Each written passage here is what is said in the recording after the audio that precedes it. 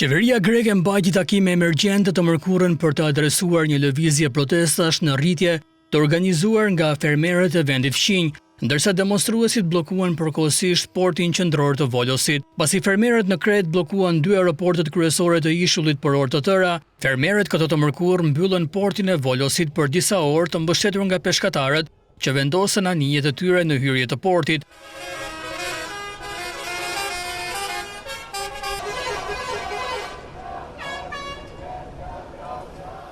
Volosi, një nga portet kryesore të Greqisë, është një port kyçe për në Thesali, zemra bujqësore e vendit. Televizioni shtetëror RT tha se mbi 100 kamion të ngarkuar me grur të destinuar për në Tunizi ishin planifikuar të niseshin të mërkurën, por u bllokuan. Qeveria konservatore e Kyriakos Mitsotakis ka muaj që përpiqet të adresojë një skandal subvencionesh bujqësore të hetuar nga autoritetet e BE-s, i cili ka rezultuar në vonesa pagesash për 10 mira kultivues. Qeveria greke ka premtuar të ndajë fonde shtesë për fermerët, të cilët janë në presion shtesë këtë vit për shkak të çmimeve të ulta për prodhimet e tyre, kostove më të larta të energjisë dhe një epidemie katastrofike të lisë së deleve.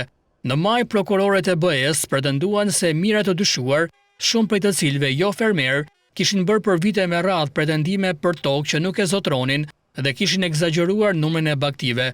Zyrtarët grek thonë se janë bërë më shumë se 30 milion euro pretendime të rreme. Besohet se kjo praktik ka vazhduar të paktën që nga viti 2018, duke u kushtuar fermerëve të vërtet 70 milion euro në vit. Qeveria pretendon se lëvizja e fermerëve është e fragmentuar dhe u ka kërkuar udhëheqësve të sindikatave të dalin me kërkesa të përbashkëta dhe të dërgojnë delegatët e tyre në bisedime.